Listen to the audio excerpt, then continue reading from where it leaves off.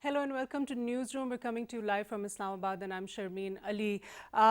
Lately, the tensions between the United States and China, we've seen them to be escalating due to a blame game going on between the United States and China about where the coronavirus pandemic originated.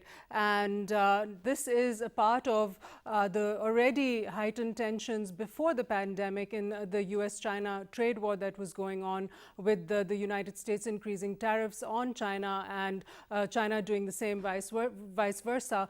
And at the same time, then we saw that there was a trade deal in January. And now after this, with the COVID-19 virus, again, the tensions seem to have increased. And the impact that's going to have on the global economy and trade, etc. We'll be talking about that on our program today with our guests. And also in Indian occupied Kashmir, the Supreme Court has reserved its verdict on 4G internet services being restored. Now, this is after Kashmir, Indian occupied Kashmir, has been on lockdown far longer than the rest of the world due to the coronavirus pandemic.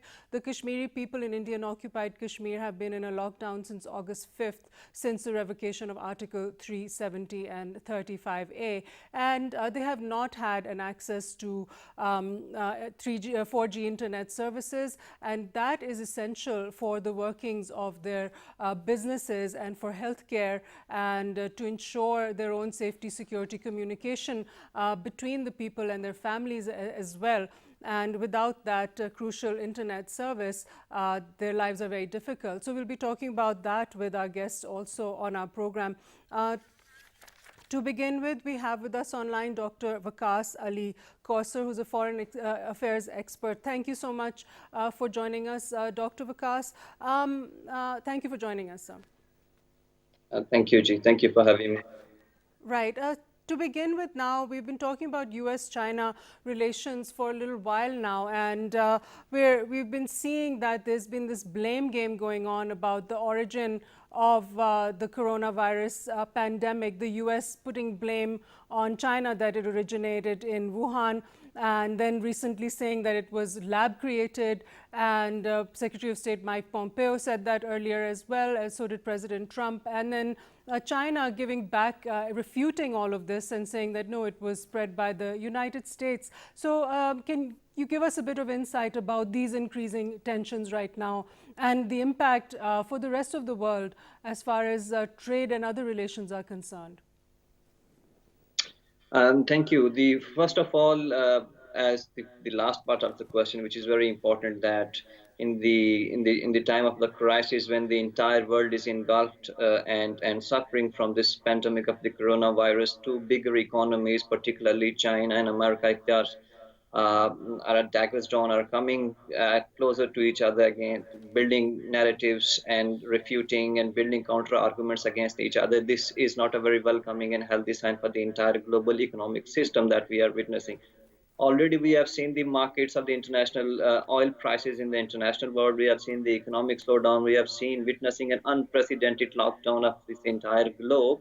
And then its economical impact on the society and the markets, and I guess people are forecasting a very um, huge amount of, I mean, unemployment could be generated, and then the recession, and I guess this entire economic system would of course suffer, and people at a great level and in quantity as well will suffer in future.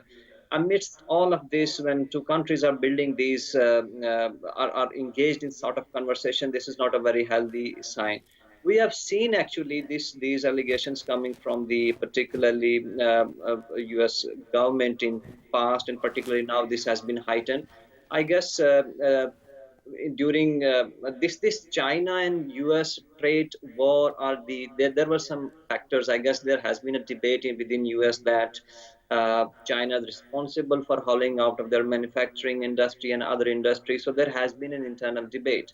But when in the presence of Corona, and then this whole debate shifted towards China, when the President Trump repeatedly and his administration has been blaming China for spreading or allegedly spreading this virus from the laboratory, or getting access to those laboratories. That is something, I guess, that is made it a very crucial and important issue for the Western people particularly. because it is, I guess, now an issue which is more closer, more important to the other foreign policy issues. I personally think that there has been a lot of politics in doing that. I must say, this largely revolves around the politics. We have seen that President Trump praising China a few weeks ago, and then again coming back and hitting hard on China, particularly on this COVID crisis. This has a lot to do with their internal politics as well, which we can discuss. But primarily, I guess the number of casualties, sadly, which has been increasing trend in US, which is very sad. Particularly, a lot of people have lost their lives in this during this crisis. Has also put a lot of pressure to Trump administration as well on building certain sort of response on Corona, which is very much a sharp criticism over there. So one of the angle of this is also political in nature, but so far there has not been any substantial evidence what President Trump has been saying about Chinese involvement in spreading this. That has been a bigger question actually. Right, exactly. Now, China was first hit with the coronavirus, and it was thought at that time it was from the Wuhan wildlife market, and it spread in Wuhan, and they were affected with a large number of cases. And later on, they managed to eradicate it. They managed to eliminate all the number of cases to zero, and they've sort of become an example of how to counter this pandemic. And then we saw that Europe became the epicenter, and then the United States became the epicenter for the pandemic. So what can Europe and the US actually learn from the experiences of China to curb this virus, because they did it so effectively? I guess there was a mixed sort of response. In past, we have seen that, and even right now, there has been a lot of cooperation. China is sending a lot of goods, I guess, medical supplies to US as well, in fact, and to other countries as well. And then there has been a lot of back and forth, I guess, at many levels of cooperation as well. Also, I guess Chinese model, I don't know to what extent that can be replicated in Western society, because I personally think that societies have different structures, social and economic and other structures within the society. So, but largely, the Western world, even in Pakistan and other, if there is a case study that is successfully implemented, I guess that can be replicated. That can be copied. Particularly when we say I mean, WHO is an organization which is issuing a lot of safety SOPs and other guidelines for the entire community. So I guess there is a lot of need to work collectively as a global community. I guess this is not a time to divide people. This is time to bring people together, communities together, because human race and this humanity and the entire universe is facing a collective challenge that is very huge and humongous in nature. It has impacted almost each and every country in this globe. And I guess there is a right time when these regional organizations, these global groups, these global economies have to step in, come together, learn from each other experiences. I don't think even alone entire China can control this in long term as well. There has this entire world, this economies, these global systems and institutions are very much interlinked. So as the countries and their interests as well. So I guess there is a positive lesson out of it is that Western countries or Eastern and for that matter SAR countries as well, they have to learn from each other experiences. Those who have been controlling this, those who have been demonstrating a practical example of reducing the number of cases, following the SOPs, building more equipments as well. I guess this all has to be shared with each other, and the world has to collectively move ahead to counter this Right. huge Um, challenge. Right, Dr. Vikas, please stay with us online. We've also got with us Dr. Rizwan Nasir, who's a foreign affairs expert. Thank you, Dr. Rizwan, for joining us. Oh, welcome, Sharmeen, for having me. Right. We were just discussing now the most recent tensions between Beijing and the United States, the blame game that's been going on, going back and forth between the two countries. And also now in most recent developments, world leaders in Europe have pledged $8 billion to fight coronavirus, to find a vaccine and treatments for it. And the US has stayed out of this as well. So your remarks on this about the whole dynamics going on over here. Well, Sharmin, this is quite unfortunate. World's two leading powers, before the outbreak of coronavirus, they were engaged in trade war with each other. U.S. and China were in trade war and blaming each other. But what happens at once the world are faced with this pandemic, and afterwards, in the very beginning, the Americans they started calling it as a Chinese virus. This is not a fair thing like calling it a Chinese, because if we study the history of pandemics, we may not blame any country or any particular ethnic group or any nationality. In this case, I would like to refer to a saying where if the house is on fire, accidentally, nobody said it is because of him or because of her. All of the people first they start putting out the fire, and this is the Right. same here in the world. The world is on fire. All the especially the great powers, China, United States, they should work together. And if the first and foremost priority is to obtain the vaccination, if they work together, I'm pretty sanguine, hopeful that we will be getting a vaccination earlier. If they are at Right. confronting with each other, blaming each other, that vaccination would be delayed. And secondly, it is going to open up a new chapter of hostility. If the world is looking, Dr. Vakas was talking with you, I would also like to mention one thing like WHO.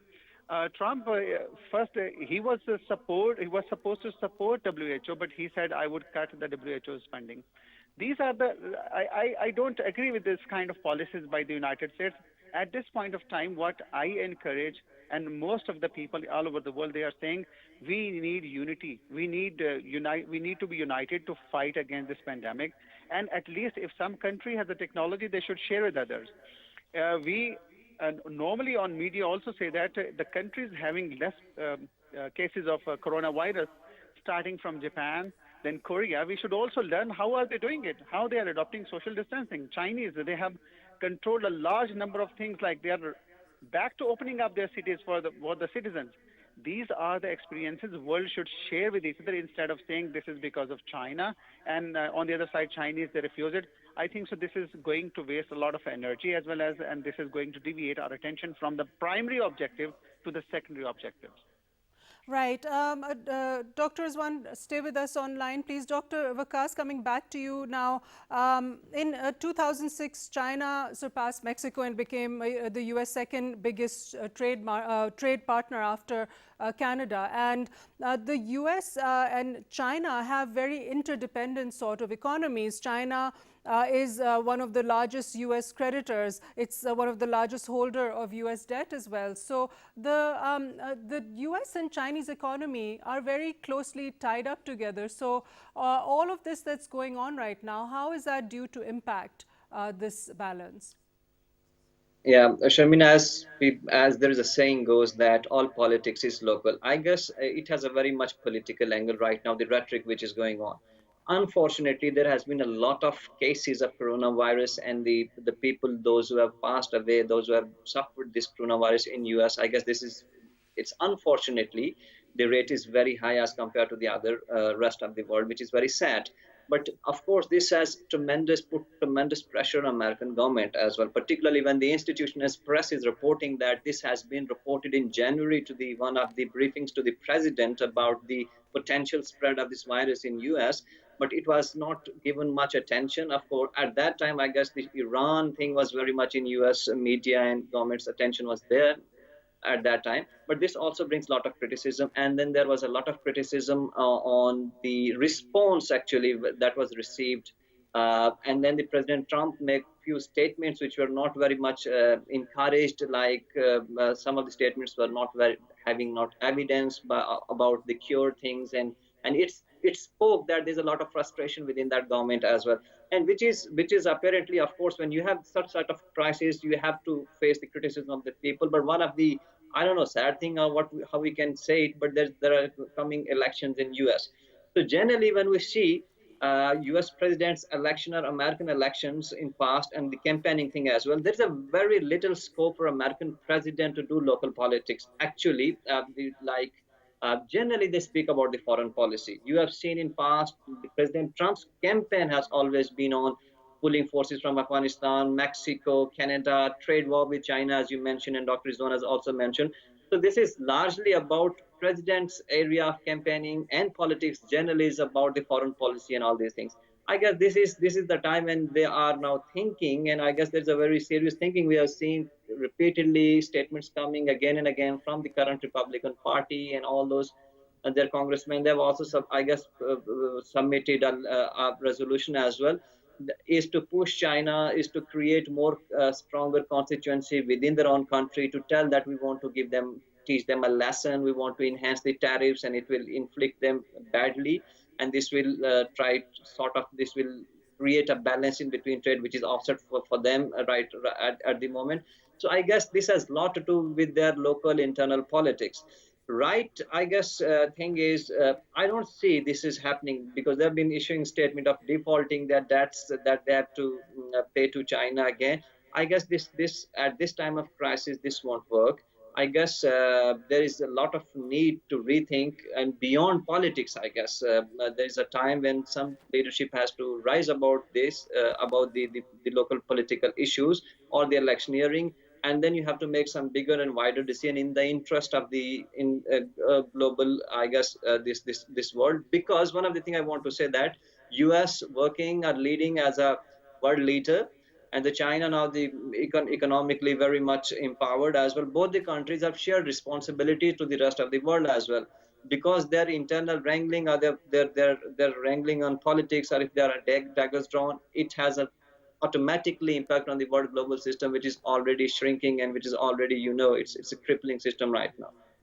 Right. Dr. Rizwan, coming back to you, China became the world's second largest economy in 2010 when it surpassed Japan. Now, it's been on track to become the world's #1 economy, and this was prior to the COVID-19 pandemic. So these dynamics, as far as China's economy was concerned, the US economy, how is this due to change after this pandemic is over?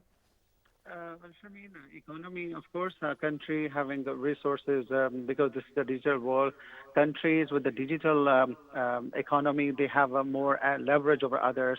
And if we study like the contemporary economies, you will not find any oil and petroleum company like there. You might have heard Shell, and then Aramco. Now they are no more the global economies. Then the global economies are Google, Twitter. Global economies are Facebook.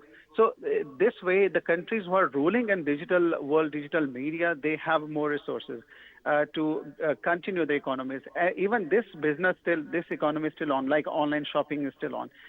As far as China's economy is concerned, I would like to refer to one concept by a very Nobel laureate who is very renowned. Normally, the economy. Okay. We are going to have to go to a break now. Thank you, Dr. Rizwan Nasir and Dr. Vikas Ali Kausar, for being with us online. We have to go to breaking news, and we'll be back after the break.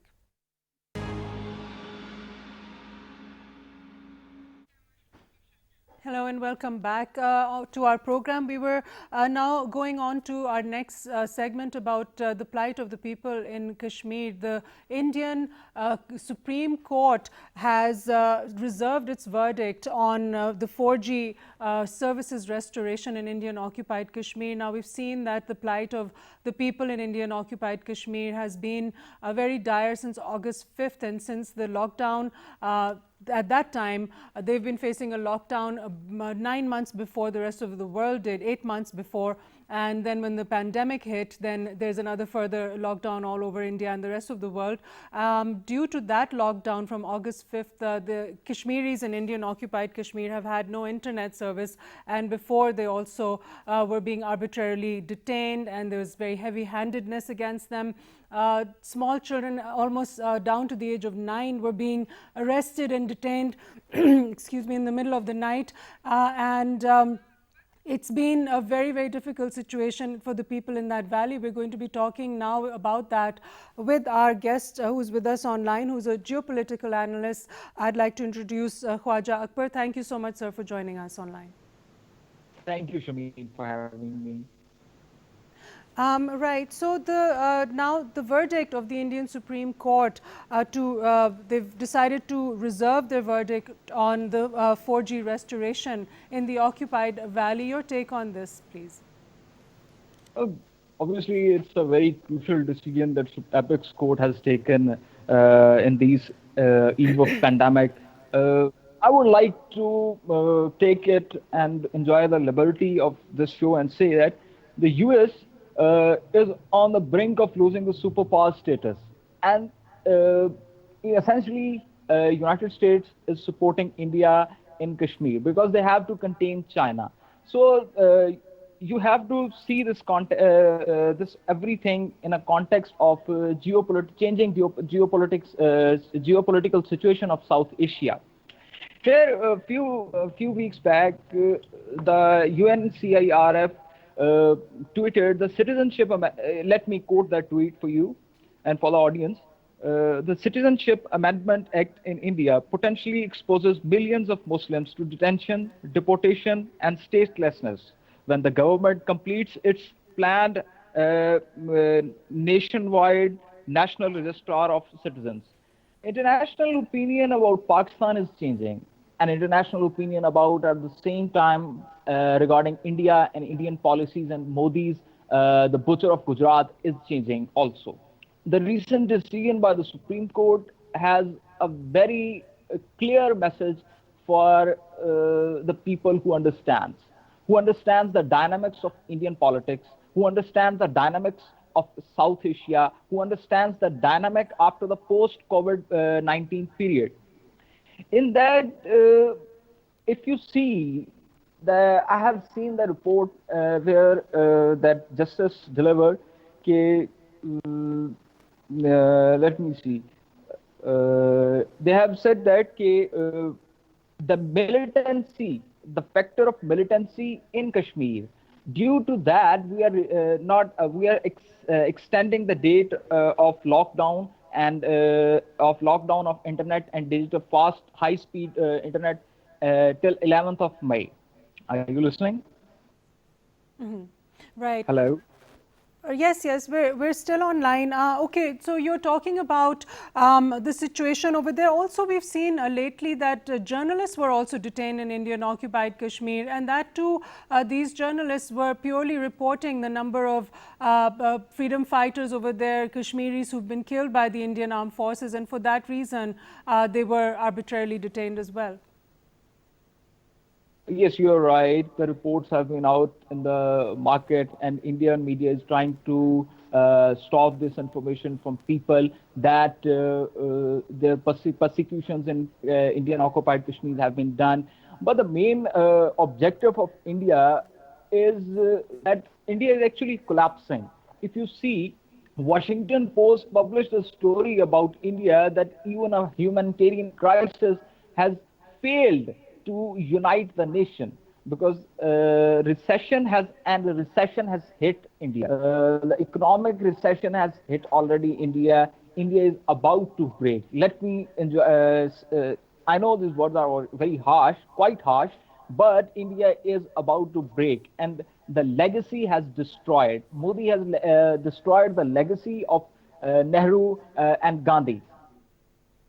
Right. Also, you're talking about India going into recession. One of the main reasons that the BJP government was brought into power was because the Indians wanted to, the Indian population, the citizens wanted to vote into power some economic reform through the BJP government. And a lot of them claimed after we saw the Citizenship Amendment Act starting that they did not vote for India to be divided up like this. And now with the coronavirus pandemic, it's being divided up even further along religious lines. And many countries and leaders have condemned this.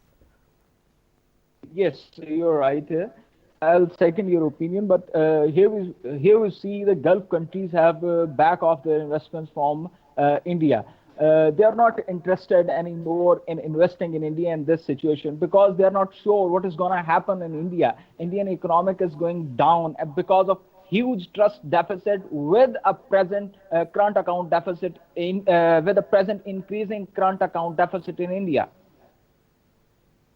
Right. Also, the Gulf countries are facing their own sort of challenges with the oil prices falling, etc. So they have to also revisit all of their economic activities as well. Uh, you're right here. Gulf countries are facing immense challenges in terms of economic and social development. The regimes are under threat, and humanitarian crisis is also an issue in Gulf countries for in Western perspective, if we see it clearly. And you are right here. The Gulf countries has not supported us as we were thinking at the matter of Kashmir. As Kashmir is a highly concerned issue for us and for all the Muslim populations, but for not all the Muslim leaders. Muslim leaders have failed to highlight this issue. I would like to here. I would like to appreciate the efforts of Foreign Office of Pakistan that has highlighted this issue at every platform and has able to manage the statement from OIC and international organizations and have managed to draw attention of United Nations Security Council towards this grave issue and grave concerns Right. of grave concerns of humanitarian crisis in Right. Kashmir. Thank you, Khwaja Akbar Saab, for joining us online with our program. We've run out of time, and that's all the time we have for today's program. Thank you for joining all of our viewers, and we'll see you next time.